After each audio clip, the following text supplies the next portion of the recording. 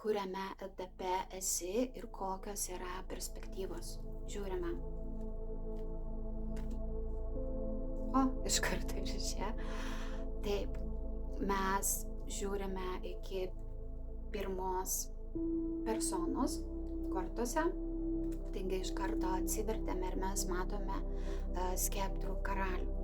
Praeities mums šioje vietoje nerodo. Gerai, tada mes žiūrime, kas yra perspektyvoje.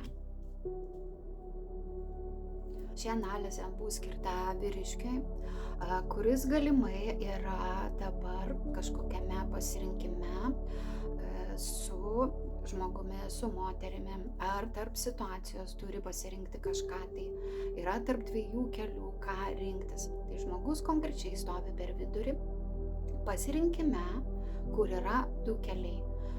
Dvi taurės, tai mums byloja apie tai, kad tai, ką jisai renkasi, jam yra artima širdies. Tai gali būti darbas, gali būti pats žmogus su savim ieško santykio teisingo, tai gali būti moteris. Ir šis žmogus yra svarstantis, kuriuo keliu eiti. Į kairę ar į dešinę, ką pasirinkti, kaip sudėlioti, stovi sankryžoj. Kaip ir jaučiu, kad yra du keliai, kurį rinktis. Taigi, kokios yra perspektyvos, į ką reikėtų atkreipti dėmesį. Perspektyvose mes matom didįjį arkaną, aukščiausiasis teismas. Tai reiškia, nekurie dalykai bus įtakoti ne tik tai jūsų, tai gali būti įtakoti tam tikrų aplinkybių susiklošiusių. Pažiūrėsim toliau, ką mums reiškia didysis arkanas, aukščiausias teismas, bet jums sako, eikite į stabilumą, rinkitės tai, kas yra stabilu. Bet kokiame pasirinkime, jei jie būtų du, visą laiką rinkitės iš tų dviejų, kad sudėlioti keturis. Štai matome mes. Tas, kas suteikia jums jaukumą, stabilumą, tai gali būti namai, darbai, santykiai, šeima. Einate į didįjį arkaną, aukščiausias teismas. Žiūrim, apie ką jisai būtent šioje situacijoje mums nori pasakyti, apie ką jisai kalba, apie ką nekalba. Būtent jisai kalba apie tai, kad reikia pasirinkti tai, kas jums teikia didžiausią malonumą. Ir tenais nėra jokių paslapčių, jokių užslaptintų niuansų. Tai situacija, kurie jums galbūt kelia daug kažkokių tai neaiškumų, tai šios situacijos nesirinkite. Iš esmės jums reikia rinktis tą situaciją, ar tas aplinkybės, ar tą žmogų, kuris jums kelia didelį emocinį pasitenkinimą. Apie ką mums kalba Pentaklių riteris?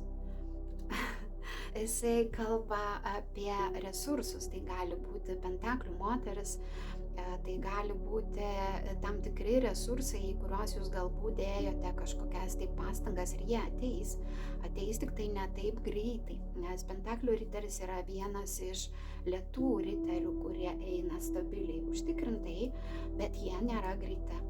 Tai perspektyvoje jūsų laukia tam tikras pasirinkimas, kurį turite daryti, kaip ir minėjau, iš stabilumo ir iš emocinio pasitenkinimo, be jokių užslaptų niuansų, intrigų, apgaulių, slėpimų, melagysčių, nesupratimų.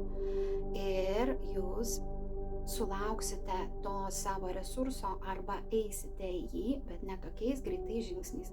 Jeigu tai vyras, kuris ieško moters, tai yra jam sakoma, tokia moteris gali būti jūsų kelyje, eikite užtikrintai, nuosekliai, ramiai ir jūs ją sutiksite, o galbūt jau sutikote ir negalite pasirinkti. Taigi, patarimas jums. Patarimas jums yra apie greitį, apie tai, kad gyvenime, jeigu kažkas labai ilgai tęsiasi, gali pajudėti labai greitai. Jums svarbiausia yra nenueiti į iliuzijas ir sugebėti išsirinkti iš didelės gausos apie tai, ką jūs svajojate. Ir svarbu yra tai, kad jūs patys turite būti teisingi.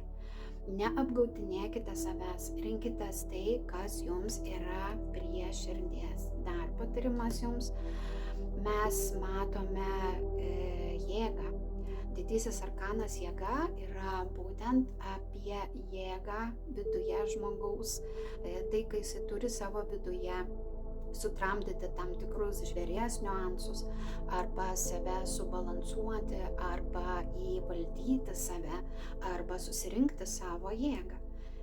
Ir dar ką jums pataria?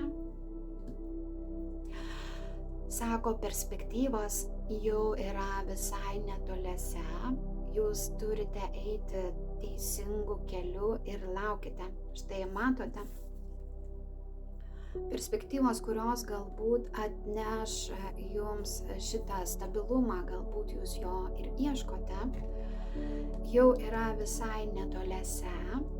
Matote, ant šitos taro kortos mes matome, kaip žmogus kaip ir juda link, jau yra padaręs pasirinkimą ir jam tik tai reikia sulaukti šitų atplaukiančių laivų. Taigi patarimas jums: nenustokite siekti to, apie ką jūs svajojate, ir rinkitės teisingai. Atskirkite, kur yra tikrai teisingas pasirinkimas jūsų, o kur yra keliantis kažkokias tai iliuzijas, neaiškumus, tai ten rinktis nereikia. Taigi sėkmės jums einant į perspektyvas ir siekite ir toliau savo tikslų. Štai žiūrėkit, Kaladės dugne mes matom besidubliuojančią taurių dviejukę.